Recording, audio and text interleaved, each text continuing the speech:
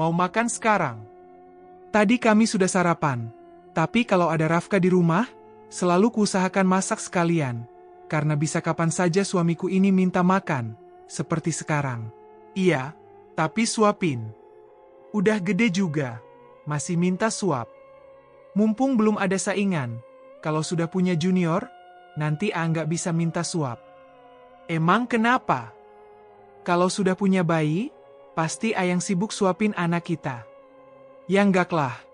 Sama anak kita nanti tetap jadi prioritas utama. Emang pengen punya bayi?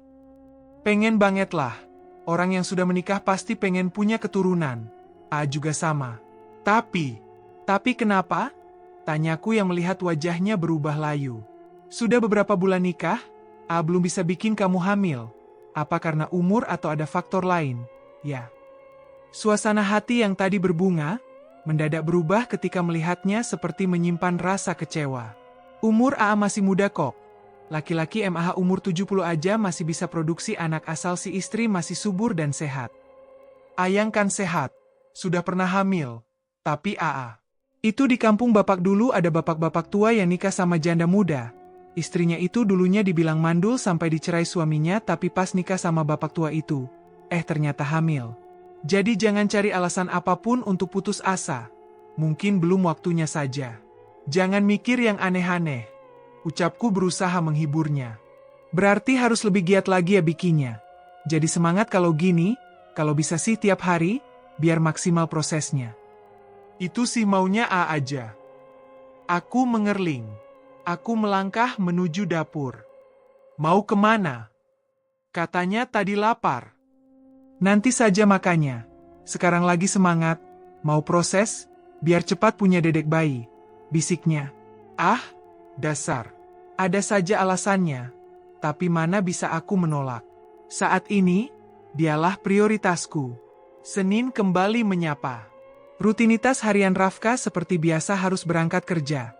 Aku sudah bangun sebelum subuh untuk menyiapkan keperluan suamiku. Tugas menyenangkan ketika dapat sepenuhnya melayani suami. Karena ikatan kasih, membuat apapun yang dilakukan terasa membahagiakan. Terutama ketika mengantarnya hingga ke depan pintu untuk berangkat kerja, serta dengan semangat menunggunya pulang. Bahkan suara mesin motornya menjadi hal yang menjadi kebiasaan yang ditunggu-tunggu. Nanti siang aku izin ke rumah bapak. Udah lama nggak ke sana. Mau ngobrol juga soal sosok harimau yang waktu itu, izinku sebelum suamiku berangkat. Iya, boleh. Hati-hati. Nanti pulang ke rumah bapak langsung buat jemput Ayang. Aku angguk. Sebenarnya soal sosok harimau sudah aku bicarakan dengan bapak lewat telepon. Tapi rasanya kurang puas. Mungkin karena sudah rindu juga ingin bertemu orang tua. Setelah Rafka berangkat, aku masih harus membereskan rumah dan mencuci. Siang hari, barulah aku meminta Mangyana agar mengantarku ke rumah bapak. Biarpun laki-laki yang mengasihiku dari kecil itu pasti tak ada di rumah karena pasti tengah berdagang. Tapi setidaknya aku bisa bertemu dengannya sore hari kalau beliau pulang. Sengaja aku tak menelepon dia akan datang ke sana. Malah nanti bapak cepat-cepat pulang kalau tahu aku datang. Sedikit membawa buah tangan yang aku beli di ruko depan, lalu melanjutkan perjalanan menuju rumah bapak. Turun dari motor tepat di depan rumah bapak, lalu memberikan ongkos pada Mangyana. Aku mengajaknya masuk dulu, tapi katanya ada urusan, jadi harus pulang cepat. Rumah tampak sepi tapi pintu depan terbuka. Aku gegas menghampiri, mungkin ibu ada di rumah. Karena kalau ibu ke sawah, pintu akan dikunci dan adik-adik dititipkan di rumah Ua. Assalamualaikum, Bu. Waalaikumsalam. Suara seorang laki-laki menyahut. Dek. Langkahku terhenti. Aku kenal suara itu. Meski belum kenal bertahun-tahun tapi setidaknya aku kenal suara itu. Suara laki-laki yang dulu pernah hidup bersamaku. Laki-laki yang pernah menjatuhkan talak itu berdiri di ambang pintu rumah panggung orang tuaku, rumah yang dulu tak ia sukai. Tiap kali menginap, ada saja keluhan meski tak ia utarakan secara terang-terangan. Di hatiku memang sudah tak ada dendam, tak pula marah, tapi sama sekali tak ada celah sekadar untuk namanya. Sudah terganti oleh Rafka yang kini jadi pendamping hidup, penawar segala rindu dan tempat bermanja. Namun, tak pula terbesit juga rasa canggung ketika raga dan mata saling bertemu. pernah tercipta antara kami hubungan batin yang begitu erat, tapi terlerai akibat kecerobohannya yang tak berpikir jernih. Memang dia tak sepenuhnya salah, tapi semua sudah terjadi dan aku sudah bukan miliknya. Terasa denyut di dada diiringi rasa perih ketika aku pernah memohon di kakinya. Tak ingin dicerai. Saat itu aku takut dan tak mampu hidup tanpanya. Menahan malu dan membuang ego mengemis rasa kasihan, memperjuangkan rumah tangga dan bayi dalam kandungan. Namun, sama sekali tak digubrisnya. Aku sadar betul, memang tak mudah dulu untuk bisa bersamanya. Tentangan dari orang tua yang tak merestui dan seringkali aku dihina, dicemooh, akan tetapi rasa cintaku saat itu mengalahkan semua itu. Namun, sekarang semua rasa sakit yang pernah kukecap telah sirna, tergantikan rasa manis yang dihadirkan sang pria idaman yang mampu membuatku melupakan masa lalu. "Apa kabar, Dek?" Ca?" tanya Rofik canggung. "Alhamdulillah baik. Ngapain Rofik di sini? Ibu ada."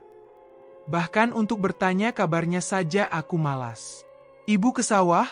Belum pulang," jawabnya tak melepas tatapan. "Ke sawah? Kapan?" "Dari pagi, sama bapak." "Pagi? Terus?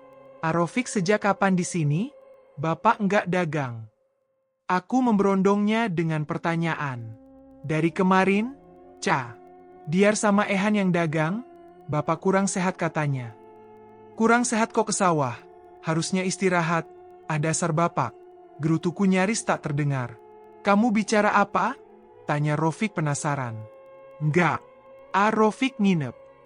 Sebenarnya malas berbasa-basi tapi penasaran dengan kedatangannya ke rumah orang tuaku. Iya, tadinya kemarin datang cuma sebentar, silaturahmi, tapi keasyikan ngobrol sampai malam. Jadinya nginap. Bisa saja itu cuma alasan. Tak akan mungkin jika tak ada niat mau menginap bisa ngobrol sampai larut malam.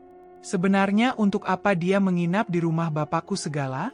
Biarpun yang namanya mertua tak ada bekasnya. Tapi apa harus datang jauh-jauh ke sini tanpa alasan? Aku jadi sudzon. "Masuk, Ca," ajaknya sambil melangkah lebih dulu menuju rumah. Aku di amben saja, nunggu ibu sama bapak. Duduk di amben tempat keluargaku mengobrol ringan atau menikmati semilir angin sambil melihat sekeliling rumah ini, masih begitu sejuk dan asri. Aku merasa tenang menghirup udara di kampung sendiri. Rasanya plong, melegakan. "Suami kamu nggak ikut, Dek?" Tiba-tiba saja laki-laki itu sudah di tempatku duduk. Ia ikut duduk di amben agak jauh dariku. Masih saja dia terbawa panggilan lama, kadang Ica, kadang Adek. Tapi kalau sekadar panggilan aku rasa tak masalah. Sama sepertiku yang memanggilnya AA karena masih menghormati. "Nggak, dia kerja. Aku sengaja ke sini, kangen kampung ini." Baru sekarang kangen? Terserahlah, aku tak peduli. Tampaknya membicarakan membeku, karena aku tak terlalu menyambutnya dalam obrolan. "Kamu bahagia, Dek?" Seketika aku menatap laki-laki itu. Apa-apaan ini? Kenapa Rofik bertanya sejauh ini? Bahagia atau tidak, sudah bukan urusannya. "Alhamdulillah." Cuma itu yang mampu ku jawab. "Syukurlah." Rofik tunduk. Entah sikap apa yang berusaha ia tunjukkan. Tak mau terlalu lama hanyut dalam obrolan yang bisa saja semakin jauh, aku bangkit dari amben. "Aku haus," ucapku sambil melengang ke dapur lewat pintu belakang. Kalau ada orang di rumah biasanya ibu tak pernah mengunci pintu. Benar saja, pintu dapur hanya ditutup saja. Dapat dengan mudah aku mendorongnya. Setelah meneguk segelas air, tanganku lincah membereskan piring dan gelas kotor yang hanya ditumpuk di lantai bambu. Sepertinya selesai makan pagi, ibu langsung ke sawah dan membiarkan cucian. Aku membawa piring kotor ke pemandian di pinggir rumah dan mencuci di sana. Rofik juga tampaknya sudah kembali ke dalam. Piring dan gelas sudah bersih dan tersusun rapi, tapi ibu dan bapak belum pulang juga. Aku tak berani masuk menemui Rofik di dalam, takut terjadi fitnah. Sekarang aku punya hati yang harus dijaga. Tak ingin mengundang masalah dalam kebahagiaan rumah tanggaku. Mencari-cari pekerjaan lain di rumah ini, kurai sapu lidi yang ada di kolong rumah, lalu menyapu halaman yang cukup luas. Dulu menyapu halaman jadi pekerjaan favorit. Sambil melihat mana tahu ada anak bujang lewat, Tapi kalau beneran ada laki-laki yang lewat, malah lari masuk ke dalam. Ah, dasar aku. Ternyata aku pernah mengalami masa muda yang menggelikan. Tersenyum sendiri mengenang masa muda dulu. Rofik sudah tak ada di Amben. Mungkin masuk ke rumah. Assalamualaikum. Neng, kapan kesini? Waalaikumsalam. Aku menoleh. Laki-laki bermata sayu itu berjalan menghampiri. Tadi, Pak, katanya Bapak sakit. Kok ke sawah? Ibu mana? Cuma meriang, ke sawah juga nggak ngapa-ngapain. Cuma nemanin ibu. Ibu mampir ke warung dulu buat beli sayuran. Kesini sama siapa? Neng? Aku mencium tangan Bapak dan menuntunnya agar melanjutkan mengobrol di Amben sambil istirahat. Neng kesini ngojek sama tetangga. Pak, jawabku. Tumben Neng main kesini. Apa ada masalah di rumah? Neng sama Rafka baik-baik saja. Kan? Masa anak main ke rumah bapaknya nggak boleh? Emang main kesini pas harus lagi ada masalah aja gitu, Pak. Bapakku itu malah tertawa. Bukan begitu? Mana tahu lagi ada masalah, berantem, terus, pundung. Tapi anak Bapak MAH kuat. Nggak pernah pundung, ada masalah saja sukanya diumpetin. Sindir Bapak. Nah itu Bapak tahu. Sengaja main, Pak, bosan di rumah. Kangen juga sama ibu, Bapak dan adik-adik. Alhamdulillah kalau nggak ada masalah. Tapi harus ingat, sudah jadi istri jangan terlalu sering main ke sini. Setiap laki-laki itu berbeda, mana tahu Rafka nggak suka istrinya ngelayap biarpun cuma ke rumah orang tuanya. Pesan Bapak. Setiap kata yang diucapkan laki-laki terbaikku ini selalu menyejukkan. Syarat nasihat akan kebaikan.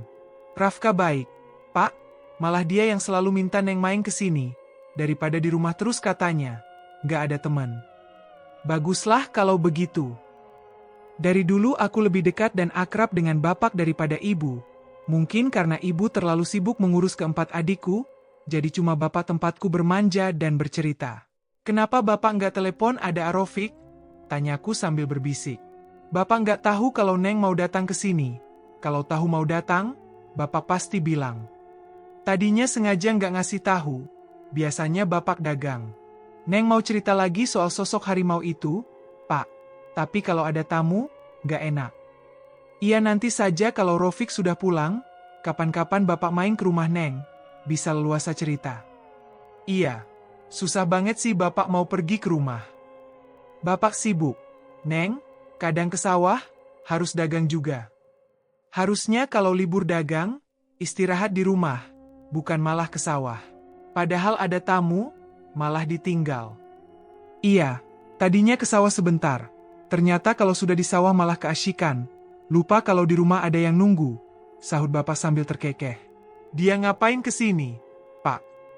Aku bicara masih dengan sangat pelan, risau Rofik mendengar. Katanya silaturahmi saja. Lagian kita nggak ada keburukan apapun. Nggak ada salahnya kalau dia memang mau berkunjung. Bapak sudah bilang, pintu rumah selalu terbuka. Dia nggak nanyain apa-apa soal aku kan, Pak? Kenapa? Masih mau ditanyain? Ih, bukan gitu, Pak. Sahutku mendelik karena diusik laki-laki hebatku ini. Ya, biasalah. Namanya kalau orang masih punya rasa suka, tanya dikit-dikit pasti ada, asal jangan bertindak di luar batas. Bapak pasti nggak tinggal diam. Sahut Bapak bicara sangat pelan juga. Ya sudah, Bapak mandi dulu, tadi badan meriang, kalau sudah ke sawah, lumayan gerah. Bapak melenggang ke pemandian. Benar saja pikiranku, pasti Rofik masih bertanya-tanya tentangku pada Bapak. Harusnya dia sadar, di antara kami sudah tak ada lagi hubungan apa-apa. Tak lama ibu datang, tak kalah heboh mempertanyakan kenapa datang tak menelepon Diar. Kalau dulu mungkin karena belum punya handphone jadi kalau mau datang tinggal datang. Tapi sekarang Rafka sudah membelikan 2 telepon genggam sekaligus. Makanya jadi pertanyaan kalau tak saling berkabar. Tadinya telepon itu untuk Bapak 1, dan untuk Diar 1. Tapi karena Bapak bilang sulit kalau sudah tua untuk menggunakan benda itu, makanya yang 1 diberikan pada Ehan adikku yang 1 lagi. Sebenarnya Bapak pasti bisa menggunakan telepon genggam kalau mau belajar. Setahuku, Bapakku termasuk laki-laki yang cerdas dan mudah menangkap ilmu. Tapi mungkin kasihan sama Ehan yang merengek selalu minta dibelikan telepon. sedangkan bapak tak mampu membelikan. Akhirnya ia mengalah. Itulah bapak. Bagiku dia adalah laki-laki sabar dan hebat. Aku membantu ibu masak untuk makan siang. Kalau dulu waktu aku masih tinggal di sini, ibu pulang dari sawah sudah terhidang nasi hangat dan lauk seadanya. Namun, karena anak ibu yang perempuan cuma aku satu-satunya, tak ada lagi yang membantu ia di dapur. Diar harus bantu bapak berdagang. Ehan masih sekolah. Itu juga kadang kalau libur agak lama seperti sekarang, dia akan ikut dagang. Sedangkan dua lagi adik lelakiku masih kecil-kecil. Rofik tampak sudah berkemas. Mungkin ia akan pulang. Syukurlah, lebih cepat lebih baik. Aku juga bisa cerita soal sosok yang masih membuatku penasaran pada bapakku dengan leluasa. Nak Rofik nggak nginep lagi? Tanya ibu yang melihat laki-laki itu sudah rapi. Nggak, Bu, ini juga sudah ngerepotin. Repot apa? Ibu nggak ngapa-ngapain. Malah ibu yang nggak enak, nggak bisa menjamu tamu dengan layak. Udah gitu ditinggal ke sawah sama ibu. Nggak apa-apa, saya cuma kangen aja sama kampung ini. Kangen ngobrol juga sama bapak dan ibu. Masih diterima kedatangan saya di sini saja sudah sangat bersyukur. Jangan segan, kalau mau silaturahmi, pintu rumah selalu terbuka. Rofik membalas ucapan ibu dengan senyuman. Terima kasih, Bu. Sebelum pulang makan dulu, ajak ibu sambil menghidangkan makanan di ruang tengah di atas tikar dari anyaman. Baik, Bu. Rasa tak nyaman harus makan bersama dengan seorang mantan, bahkan mungkin tak elok kalau dilihat tetangga. Tapi bapak bilang anggap saja itu adalah tamu bapak. Jadi kami tetap harus memuliakan tamu, mau tak mau, aku pun makan bersama. Memilih duduk paling ujung dekat bapak agar jauh dari Rofik.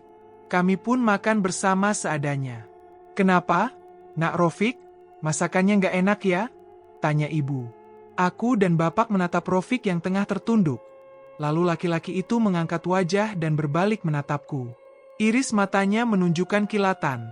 Terkumpul genangan di sudut mata. Kenapa dia itu? Nggak, Bu. Cuma ingat dosa saya sampai melepas putri ibu. Saya kangen makan bersama seperti ini. Bahagia memakan makanan sederhana yang dihidangkan seorang istri. Air matanya menitik perlahan. Drama macam apa ini? Harusnya makan ya makan saja, terus cepat pulang. Aku riskan dengan tingkahnya yang berlebihan seperti itu, seperti tengah mencari simpati. Tuh, kan, jadinya aku makin berprasangka. Sudah, Nak Rofik, jangan diingat-ingat, itu sudah berlalu. Kita harus terima hodo dan hodar, berdoa semoga semua dapat kebahagiaan. Ibu memberi wejangan. Suasana makan siang bersama menjadi canggung. Bapak hanya diam saja dan sesekali melirikku. Aku tahu pasti tak mudah bagi Rofik membuang perasaan yang pernah hadir. Tapi semakin saling bertemu akan makin sulit melupakan, yang ada malah membangkitkan kenangan lama dan menyakiti hati sendiri. Selesai makan, Rofik tak bicara apa-apa lagi. Ia langsung pamit, lalu bapak dan ibu mengantarnya hingga halaman. Sedangkan aku tak mengantar, duduk saja di amben memerhati. Sebelum pergi, Rofik menatapku dengan aneh, seperti tengah berbahagia. Apa pertemuan tak disengaja ini membuatnya bahagia? Ia pun pergi. Perasaanku sangat lega. Rofik kok jalan kaki? Nggak bawa motor ya, Pak? Tanyaku karena sejak aku datang tadi tak melihat motor terparkir. Aneh saja, punya kendaraan tapi tak digunakan. Katanya kesini naik bis. Motornya digadaikan sama ibunya buat bayar sewa rumah, ungkap ibu. Ya memang benar. Rumah besar yang mereka duduki itu sudah digadaikan pada orang lain dan mereka tinggal di rumah itu dengan bayar sewa. Rumah sendiri disewa sendiri, kehidupan memang aneh. Kemarin itu, dia sempat ajak Diar ke rumah Neng. Katanya pengen lihat kampung Neng. Adik kamu juga polos banget. Iya saja. Untung bapak larang. Kalau enggak, bisa perang dunia. Sela bapak. Hah? Ngajak Diar ke rumah? Ngapain? Aku terkejut. Apa yang aku pikir tak melenceng, pasti Rofik masih penasaran dengan kehidupanku. Ya katanya mau silaturahmi, jelas bapak larang. Bapak bilang kalau Neng sekarang sudah jadi istri orang, nggak baik didatangi mantan suami, biarpun niatnya cuma silaturahmi. Ih, aneh-aneh saja dia. Gerutuku tak suka. Nih, Dia bawa oleh-oleh banyak. Sengaja untuk kamu juga katanya. Makanya kemarin itu mau ke rumah Teteh. Antar ini. Ibu menunjukkan buah-buahan dan camilan yang diberikan Rofik.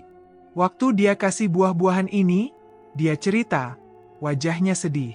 Katanya dulu kamu suka sekali kalau dia pulang bawa buah-buahan.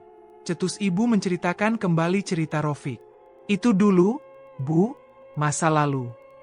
Iya kadang ibu kasihan sama dia. Rofik itu sebenarnya baik, tapi hubungan kalian banyak tentangan dari keluarganya, ibu juga jadi nggak setuju lagi sama dia. Memangnya siapa yang mau balikan sama dia? Bu, aku udah punya Rafka. Iya, alhamdulillah lebih ganteng, usik ibu sambil terkekeh. Bukan soal gantengnya, Bu, tapi dia juga baik, sayang banget sama istri. Kalau tahu hari ini ketemu Rofik, pasti dia cemburu. Pastilah, jangankan Rafka, ibu saja kalau lihat bapak papasan sama Darmi di jalan kadang kesel, apalagi sekarang dia janda. Cetus ibu sambil mendelik pada suaminya. Ibu masih suka cemburu sama Bey Darmi? Usiku ingin tertawa. Iyalah, ibu, kan sayang sama bapak kamu, biarpun sudah banyak ubannya. Aku tertawa mendengar cerita ibu. Bapak cuma geleng-geleng saja melihat anak dan istrinya saling mengusik. Ini katanya Rofik beli ini dari bis. Ingat sama kamu dulu, kalau naik bis suka minta dibelikan permen jahe. Memang begitu sulit melupakan kenangan bersama orang yang pernah hidup sebumbung, berbagi suka duka, kalau sudah tak bersama terasa sakitnya. Begitu juga dulu rasa sakitku ketika berpisah dengannya. Selalu terbayang manisnya kebersamaan. Namun berubah menyakitkan ketika sadar tak mampu bersama. Mungkin seperti itu juga perasaan Rofik saat ini. Ibu mengupas buah dan meletaknya di piring. Aku meraih bungkusan permen jahe yang dibungkus plastik transparan. Permen berwarna coklat gelap dan wangi khas jahe, kalau dikunyah seperti jeli dan rasanya hangat di tenggorokan. Mampu melegakan pernapasan ketika di dalam bis, makanya. Permen itu banyak dijajakan pedagang asongan.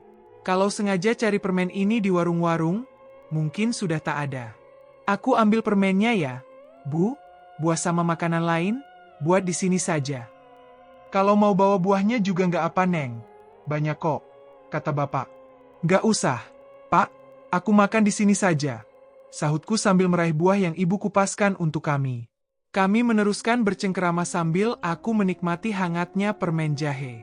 Tak lupa menceritakan lagi detailnya sosok harimau yang mendatangi Bey Karsih. Kata bapak, sepertinya itu memang sang penjaga. Orang tuaku itu tetap mewanti-wanti agar aku tak tertarik dengan segala bantuan yang berusaha makhluk itu tunjukkan. Bapak tetap berpesan sebaik-baik tempat berlindung hanya Allah. Jangan sampai tergoda, karena tawaran kebaikan yang diberikan makhluk itu bukan tanpa syarat. Aku hanya menceritakan masalah inti saja, tak secara gamblang bahwa aku dan Rafka mendapat masalah di kampung itu, karena sekarang masalah juga sudah selesai. Rasanya orang tuaku tak perlu tahu, bimbang malah membuat mereka khawatir. Puas dapat mengobrol dan melepas rindu, akhirnya Rafka datang menjemput. Sebelum pulang, sempat ia mengobrol sebentar dengan bapakku. Melihat dua laki-laki yang kucintai tertawa, aku merasa bahagia. Diar dan Ehan pun sudah pulang berdagang. Makin riuhlah rumah mungil orang tuaku oleh anak menantunya. Ehan harusnya libur selolah itu belajar, bukan malah ikut dagang. Tegurku. Gak apa-apa, Teh, cari uang jajan. Jawab Ehan cengengesan. Emang uang jajan yang Teteh sama Arafka kasih itu masih kurang? Tanyaku agak tegas. Aku khawatir saja dia keasyikan ikut dagang sampai malas mau lanjut sekolah. Aku dan Diar dulu tak mampu melanjutkan sekolah karena terhambat biaya. Berharap adikku yang lain bisa melanjutkan sekolah ke jenjang lebih tinggi. Iya, Ehan, bener kata Teteh. Kalau sudah lulus sekolah, bisa kuliah. Soal kerja nanti bantu cari yang lebih layak. Makanya harus rajin belajar. Timpal Rafka. Hehe, iya, Itu saja jawabnya. Dasar bocah. Atas saran Rafka juga kalau adik-adikku harus melanjutkan sekolah. Ia sanggup membiayai sampai mereka lulus dan berusaha tiap bulan memberikan uang jajan. Pada maghrib, aku dan Rafka pamit pulang. Mungkin kalau besok suamiku itu tak kerja inginnya kami menginap.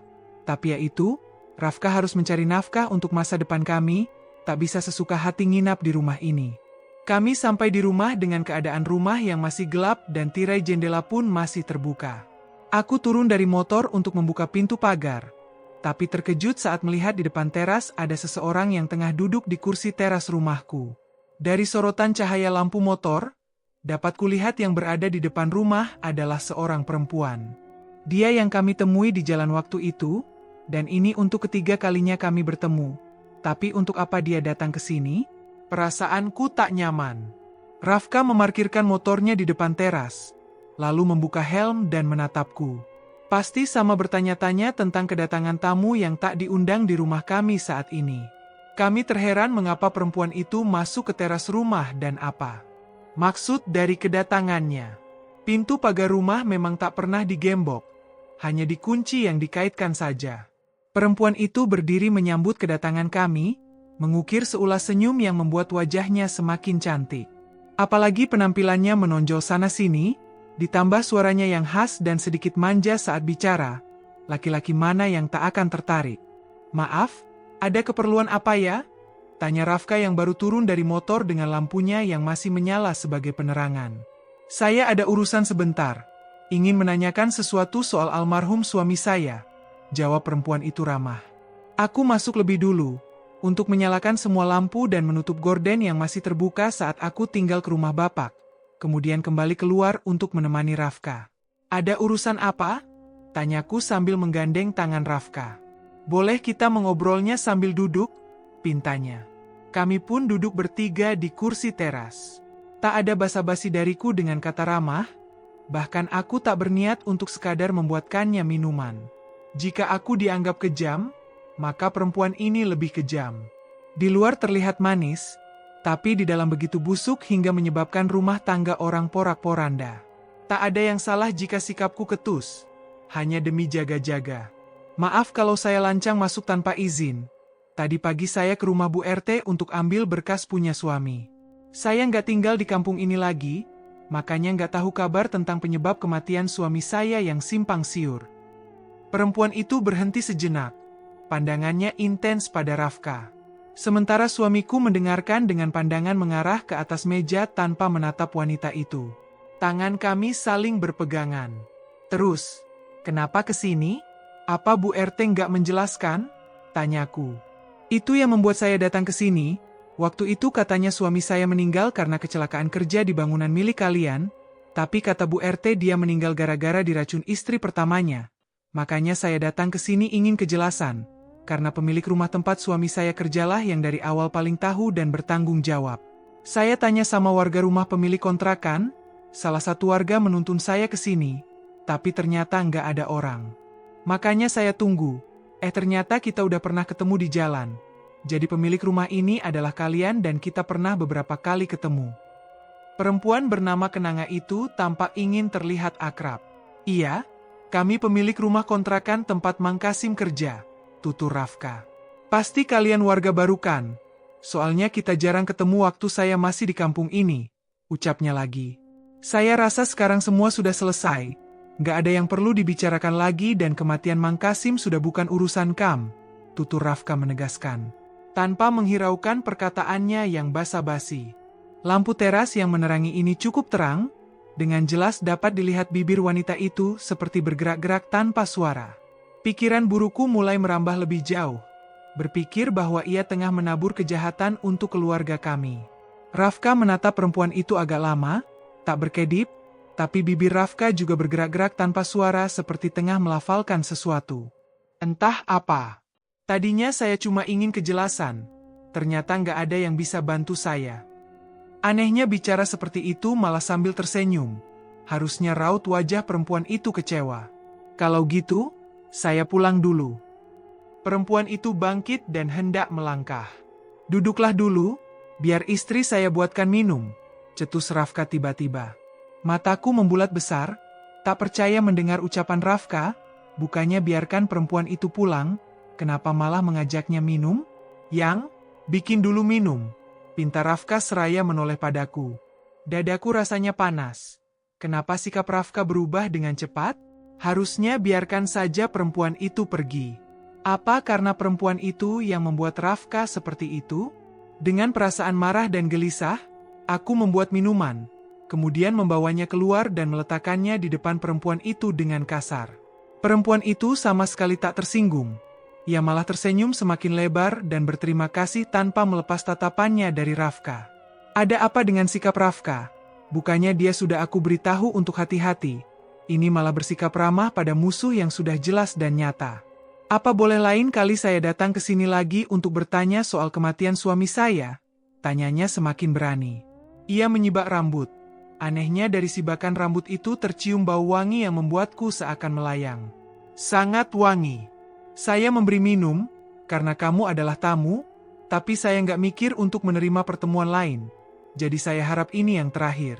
Kalau cuma ingin bertanya soal Mang Kasim, Bu RT lebih tahu. Atau kamu bisa cari istri dan anaknya untuk lebih jelas lagi. Maaf, kami masuk dulu, lelah, ingin istirahat. Rafka bangun dan menuntunku masuk tanpa menunggu perempuan itu pergi. Kami pun masuk dan mengunci pintu. Aku menyibak tirai, mengintip apa wanita itu masih ada di luar. Perempuan itu bangkit dari duduknya. Kursi tempat ia duduk tampak ditendang dengan kesal. Padahal tadi di hadapan kami dia sangat sopan dan ramah. Ia pun pergi meninggalkan halaman rumahku, menutup pintu pagar dengan kasar. Dasar perempuan aneh. Sudah, sini. Aa mandi dulu, yang gerah. Rafka mengecup pipiku, lalu membuka jaketnya. Enggak apa-apa, kan? Aku menelisik. Mana tahu ada perubahan dari sikap Rafka. Karena tadi sikapnya aneh. Kenapa? Enggak kenapa-napa. Terus, tadi, tanganku menunjuk setengah menggantung dengan telunjuk ke atas, yang bermaksud menjabarkan soal Rafka yang bersikap baik pada perempuan itu. Rafka yang sudah bertelanjang dada melingkarkan tangan di pinggangku. Tadi apa? Tanya Rafka mendekatkan wajahnya. Aku pikir itu, harusnya Rafka tahu apa yang aku maksud. Aku sendiri sulit menjelaskan. Bukannya A sudah bilang, cuma kamu yang bisa sihir A. Bisiknya di telingaku. Wajar saja kalau cuma kasih minum. Dia kan tamu, belajar dari ucapan bapak yang selalu bilang, harus bersikap baik dan memuliakan tamu. Iya, tapi aku mikirnya tadi bukan gitu. Aku pikir A tertarik sama dia? Gak lah. Aku kesel aja. Harusnya kita nggak usah tanggapi tadi. Genit banget tatapannya. Aku aja lihatnya dia itu cantik banget. Gimana sama A? Ulasku agak kesal. A liatnya biasa aja. Aku ngerasa aneh sama cara dia bicara. Terus kayak baca-baca apa gitu bibirnya. Minyak wanginya juga baunya aneh. Banyak cara yang dilakukan orang untuk memikat. Tergantung permintaan dan kesanggupan dukun yang seseorang itu datangi. Setahu AA dari penjelasan Abah Guru, yang dilakukan perempuan itu adalah cara awal untuk memikat, satu dari senyum, lalu mengucap mantra yang ditunjukkan langsung, juga dari minyak wangi yang dia pakai. Tapi, dia salah orang, gak mempan sama AA, gak tertarik juga. Ih dasar, aku takut lihat AA berubah tadi. Gaklah, kenapa harus berubah? AA cuma milik kamu, ucapnya sambil memeluk dan mengecup puncak kepalaku. Aku nggak mau AA jadi kayak Mang Kasim atau jadi kayak orang-orang yang sudah jadi korban perempuan itu. Naudzubillah, minta dijauhkan saja. Tapi bukan cuma itu. Yang, AA harap agar kita tetap hati-hati, baca selalu ayat menolak sihir yang AA ajarkan. Bukan cuma dari yang dua tadi cara-cara seseorang pakai asihan pemikat. Ada yang dari foto dan juga gunakan nama, bisa dari pakaian dalam, bisa juga rambut, bahkan makanan. Pokoknya banyak cara yang bisa dilakukan untuk dijadikan media sihir atau guna-guna. Ingat sama Allah selalu, terus berzikir, minta dijauhkan dari orang-orang zolim. Iya, A, insya Allah. A juga harus terus bimbing aku. Aku memeluknya semakin erat. Tak terbayang jika hatiku sakit untuk yang kedua kali. Sudah cukup Rofik membuangku akibat kezoliman. Jangan Rafka. Kenapa senyum-senyum? Aku mendongak. Terasa dari gerakan tubuh Rafka kalau dia tengah tertawa kecil. Lucu aja kalau lihat Ayang cemburu. A suka. So cute. Jadi A tadi sengaja bikin aku kesel. Enggak, sayang. Rafka mencubit hidungku. Dah, mandi dulu. Iya sana, aku siapin makan, ya. Oke. Tapi, apalagi? Tanyaku. Rafka terus saja mengulur waktu. Mandiin, boleh? Pinta Rafka dengan manja. Dasar bayi. Tak pelat aku turuti juga permintaannya. Cuaca dingin menyusup hingga ke pori-pori, membuat tidur semakin lelap. Namun, perasaanku mendadak gelisah, belum bisa terpejam. Rafka sudah nyenyak di sampingku sambil memeluk. Malah tubuhku terasa gerah. Perlahan ku geser tangan Rafka, membuka selimut yang menutupi, cuaca dingin tapi aku kegerahan. Berbalik badan ke sana kemari, begini dan begitu posisiku tetap terasa tak nyaman. Entah berapa lama aku terjaga, tapi akhirnya mataku lelah juga, terpejam menghadap Rafka. Aku berada di satu tempat yang belum pernah kudatangi sebelumnya. Tak tahu di mana. Seseorang datang menghampiri, aku tersenyum, itu seperti Rafka. Namun, dia menjauh sambil tersenyum, seakan memintaku mengejarnya. Sepertinya Rafka mengajakku bermain. Aku senang dan mengejar mencarinya. Di bawah pohon dia bersembunyi, aku datang dan memeluknya. Wajah yang kulihat begitu samar, tapi makin lama makin terlihat jelas, dia bukan Rafka. Rofik? Aku tersentak dan melepas pelukan, dia terus mendekat dan ingin memeluk. Tapi aku menolak berusaha menepis tangannya. Tiba-tiba wajah itu berubah jadi orang lain, tua dan keriput, lalu berubah menjadi busuk dan penuh belatung. Aku menjerit ketakutan. Yang, bangun, Yang, ada apa? Mataku terbuka. Asraktullah, aku mimpi, tadi terasa begitu nyata. Melirik Rafka di sebelah yang panik memegangi tanganku. Rafka mengambil air minum dan mendudukanku. Ayang mimpi apa sampai teriak-teriak gitu? Tanyanya sambil mengusap pelipis dan leherku yang berkeringat. Aku menggeleng. Aku nggak apa-apa. Setahuku, mimpi buruk jangan pernah diceritakan. Cukup istighfar, mohon ampun dan lupakan. Ya udah, bobok lagi, ini masih malam. Sini peluk. Aku pun kembali tertidur. Pagi ini aku tak bersemangat. Tubuh rasanya lelah. Selesai salat subuh, aku kembali berbaring. Untuk bangun saja aku malas, tubuh tak bertenaga. Ayang sakit? Tanya Rafka sambil menyentuh keningku. Tapi nggak panas. Nggak tahu. Aku kecapean kayaknya. Jawabku. Entah capek karena apa. Aku sama sekali tak bekerja berat. Istirahat aja. Biar yang bikin sarapan. Rafka mengecup keningku, lalu keluar kamar. Tubuhku benar-benar merasa lelah. Seperti telah menempuh perjalanan jauh, tiap sendinya terasa ngilu. Di dapur terdengar suara wajan dan sudit bersyutan. Rafka masak sendiri. Selesai masak, ia mengajakku sarapan, tapi aku sama sekali tak berselera. Dia pun membawa makanan ke kamar dan menyuapiku, hanya masuk berapa suap saja. Rasanya mual.